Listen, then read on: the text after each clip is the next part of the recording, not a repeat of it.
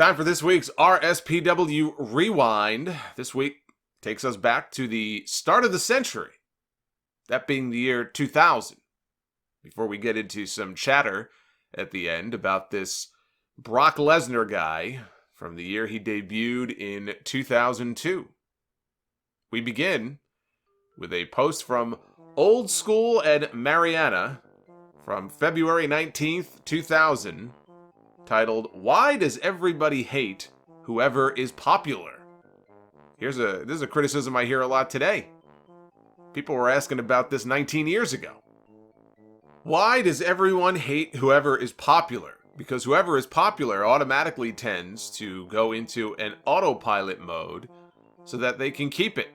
Just about anyone who has been over has been guilty of this. When you are a mid-carder trying to make it, you take chances and try harder, and are usually more entertaining. I, for one, still like Austin and Rock. Austin was horribly tepid before his injury, but I'm looking forward to his return now that he has to get his spot back from The Rock. As for Rock, I'd love him if he didn't lean so hard on the catchphrases, which he has been doing a better job of lately.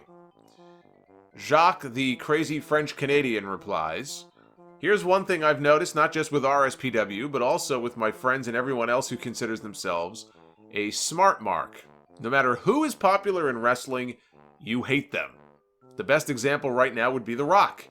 When Rock was in the Nation of Domination, I remember reading quite a few posts about how he needs to be pushed to main event status.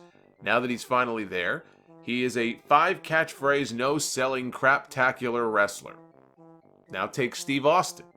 In his heyday, he was hated by everyone who was a smart mark, but now that he's gone, people are talking about his great work rate and how he had some awesome matches and how he was one of the most entertaining wrestlers. As soon as The Rock is done with his 15 minutes of fame, will the same things be said about him? I don't really care, quite frankly. I'm just bored and drunk, so I'm typing stuff." Well, at least he's honest. Donnie Vomit gets the last comment in here. "Not necessarily," he says. "Chris Jericho has become one of the WWF's most popular wrestlers, and people still like him. And let's not forget Viscera, whose skyrocketing popularity knows no bounds." We move on to Russell Kress on May 2nd, 2000. Title of the post, "Does anybody sell anymore? My biggest problem with Nitro is the fact that no one sells anything anymore. DDP gets hit in the head with a glass bottle and knocked out cold. He doesn't bother to blade, and 1 hour later he's fine and fighting Tank Abbott. Hulk Hogan, he gets powerbombed through a table, and an hour later he's fine, not even selling his back or anything. Sting, this one is the most ridiculous to me. He's hit over the head with a gravestone, which shatters and knocks him out cold. He falls backwards into a 6-foot deep grave. Then he has a wheelbarrow full of dirt dumped on his head. He's out cold and left for dead. Guess what? 45 minutes later, he's fine. He recovers from his injuries. He gets to the arena. He sets up his crow. He climbs up to the rafters and rappels down with no equilibrium problems from that blow to the head. And he fights Vampiro in the ring, all in under 45 minutes. Wow, this Sting is unstoppable. Now I ask you, how are any heels supposed to get heat when the faces don't sell shit?" All great points from Russell, who I hope is not still watching today because he would really be losing his mind if this bothered him. John replies, "Selling is just another victim of Crash TV and short matches. It's just one small step from not selling injuries within a match to not selling injuries at all. Psychology, in or out of the ring, is dead." Rented chimed in with a possible solution to all of this. "Maybe you can get heat by putting women through tables." I think Rented needs some help. We move on to March 19, 2002. A post by Steve Perkins the day after Brock Lesnar made his WWE debut on Monday Night Raw, destroying a whole just cavalcade of different people, including little Spike Dudley. I think he beat up Al Snow, right? And Maven may have been in there, but really the thing that I remember is how he just beat the hell out of Little Spike Dudley. Title of the post, Brock Lesnar marks disgust me. How the hell did Brock Lesnar have marks? He just debuted. This is the day after his debut. And we already have a post on RSPW saying Brock Lesnar marks disgust me. He said, I'm not talking about the guys posting, who's this guy that looks like Sid? He's awesome. People who saw Lesnar for the first time Monday and marked for his squash are not doing anything inherently stupid. However, the people making all of these I told you so posts are ridiculous.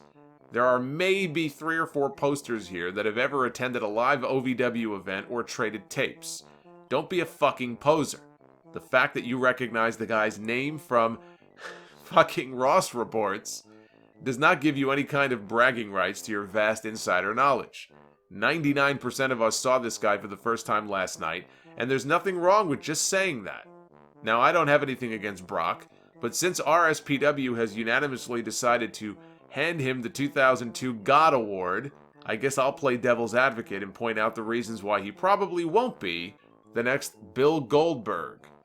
And then he goes on to say here, RSPW says, Brock's going to get the undefeated streak monster push that Goldberg had. And then he replies, yeah, maybe for about a month. After that, he'll be having the brakes put on. A debut performer has to be made to look impressive to make his debut worthwhile. But after the initial bang, he gets cooled off for a while as he pays his dues. This is otherwise known as floundering in the mid-card aimlessly for years, posing no ego threat to the main eventers, who earned their political clout back when the WWF was too near death to have a glass ceiling. RSPW says, Brock has Paul Heyman for a mouthpiece. And Mr. Perkins here says, well, what the fuck's Heyman going to do? Stand in his corner and yell, gore, gore, gore every 3 minutes? Yeah, that's proven to be a real effective means for building sustainable heat around a guy. RSPW says, well, you're right. Brock Lesnar will be working in a stable with Test and Albert 6 months from now. And Perkins says, no doubt. Thanks for yielding to my superior intellect. Seems Steve thinks very highly of himself. John and Darlene says, I don't know if it's actually John or Darlene doing the replying here. I'll assume it's John. I was impressed with Lesnar. I heard a lot about him. This was the first time I had seen him, though. He kind of looks like Sid and Shane Douglas had a love child. Here's another reply that doesn't look too good in hindsight. As to his meteoric rise, you're absolutely right. This guy has no chance, especially with Austin around. The last few people that have gotten big pushes right out of the gate have been pre-packaged gimmicks like RVD, Maven, Kurt Angel. That's how he spelled it. I'm just saying it how it's spelled. Kurt Angel and Rocky. This kid doesn't have the story to back him to get a huge push. One word of advice, don't get too bent out of shape at marks. We need them. Without them, we wouldn't have all this fun.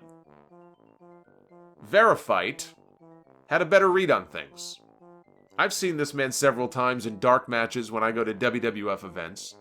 The man is the real deal, and the fans have taken to him. He's got a tremendous amateur background like Kurt Angle, and he's still a very good athlete. He can do a shooting star press, which I'm sure you all know about. That's impressive, but the thing is, he has had fans at the house shows and the dark matches eating out of the palm of his hand. I mean, most marks at these arenas never even heard of the guy, but damn it, by the end of the match, he's over as one of the biggest pops of the night, no exaggeration.